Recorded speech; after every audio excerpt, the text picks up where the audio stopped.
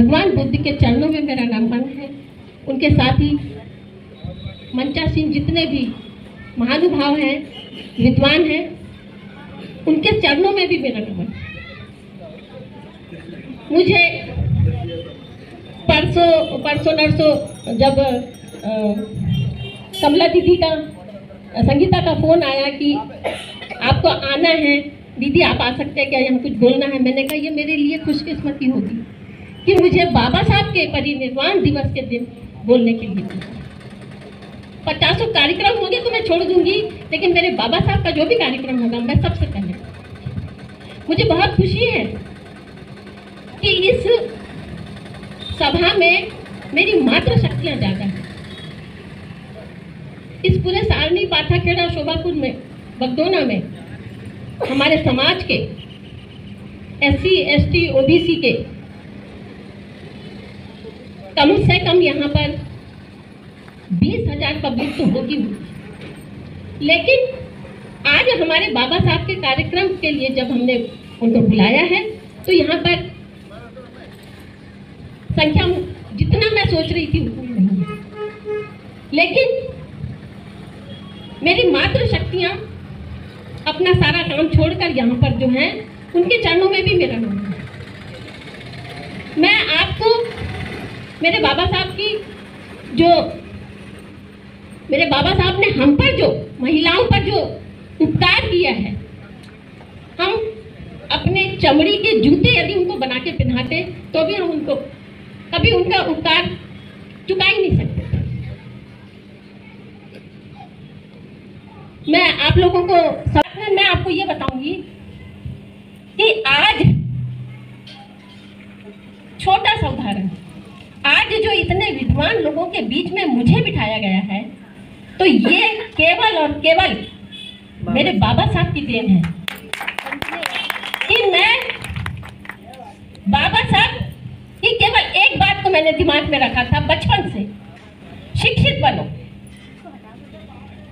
और उसी शिक्षित बनो के वाक्य को आत्मसात करके मैं आप लोगों को बताना चाहूंगी और सब जगह बताती हूँ, मुझे कोई शर्म नहीं आती बताने में, कि जब मैं पढ़ती थी तो एक टीचर के मुंह से जब भी मैं फर्स्ट या सेकंड आती थी बार बार सुनती थी ये मेहरा पार्टी पता नहीं ऐसा क्या पढ़ती है। और उस वक्त मेरा बाल मन इतना रोता था, मैंने सोचा था मैं कभी शादी नहीं करूंगी, कभी बच्चे पैदा नहीं करूंगी, जिससे जो मैं आज बर्दाश्त कर रही हूँ, मैं अपने माँ बाप को भी नहीं बता सकती थी कि मेरे साथ क्या हो रहा है, और सिर्फ इसलिए कि अच्छा पढ़ती हूँ। लेकिन कालांतर में शादी भी हुई, बच्चे भी हुए, और आज मेरे बच्चे इतनी ऊंची ऊंची जगह पे हैं, वो केवल और केवल बाबा साहब की तरह। दूसरी बात मैं आपको बताना चाहती हूँ, जब मैंने वकालत शुरू की तो मैं पहले जिले की पहली महिला अधिवक्ता हूँ, ये भी आप लोग जान लीजिए। और बैतूल मुल्ताई में जब मैंने वकालत शुरू की तो वहाँ पर केवल मैं SC की लेडीज मतलब वकालत करने गई। मुझे नहीं मालूम था वहाँ पर भी मटका रखा हुआ था सर, बाथरूम में मटका रखा हुआ था, मुझे नहीं मालूम था मटका सारे भागदौड़ लोग ज़्यादा हैं वहाँ पर, और वकील भी मतलब कायस्थ, और ये मैंने पानी पी लिया और मुझे शाम को पता चला कि वो मटका फोड़ दिया किसी भागदौड़ वकील ने। मेरा तो दिमाग वो सटका, उसके बाद आपको यकीन नहीं होगा उनके मरते दम तक मैंने पीछा नहीं छोड़ा। जब भी मुझे मौका लगता था मैं उनको वो सुनाती थी कि जिसकी हद ही नहीं है, मतलब उनको पानी से भी पतला कर दिया मैंने जब तक वो जिंदा थे। ऊपर ही पहुंचा दिया आपने, ऊपर ही पहुंचा दिया। तो ये जो ताकत है मुझे चिल्लाने की, मुझे जोर से बोलने की, किसी से भी नहीं डरने की, ये सारी ताकत मुझे मेरे बाबा साहब।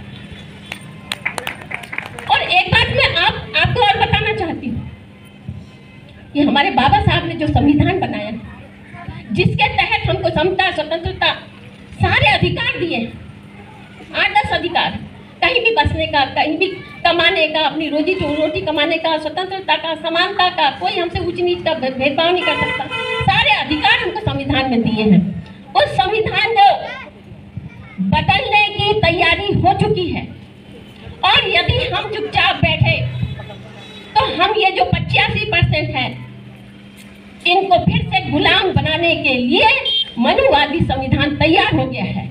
और उस संविधान में उनकी जो प्रस्तावना है वो शुरू होती है भगवान so and so and so. लेकिन संविधान को हाथ भी लगाने की कोशिश की तो मैं दावे से कहती हूँ कि मैं जो हम 85% है 15% को उनकी सुपारी दे दूंगी और इस दुनिया से खत्म कर। और ये बोलने में मुझे कोई डर नहीं लगता। आज चाहे तो मुझे ले जाके जेल में बंद कर दे, मैं नहीं डरती किसी से भी, किसी से नहीं डरती, क्योंकि मैं भी पुत्री हूँ और मुझे डरना नहीं सिखाया, मुझे डरना नहीं सिखाया।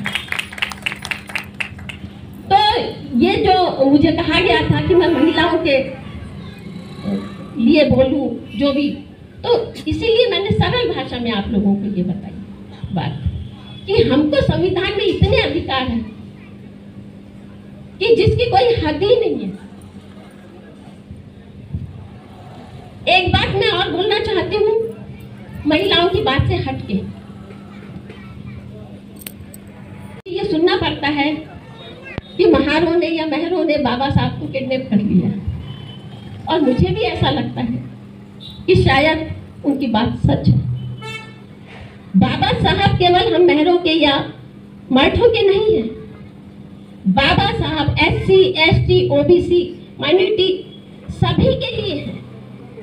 तो हमको इन सब को संगठित करना बहुत जरूरी है, तभी हम बाबा साहब के सपने को पूरा कर सकते हैं।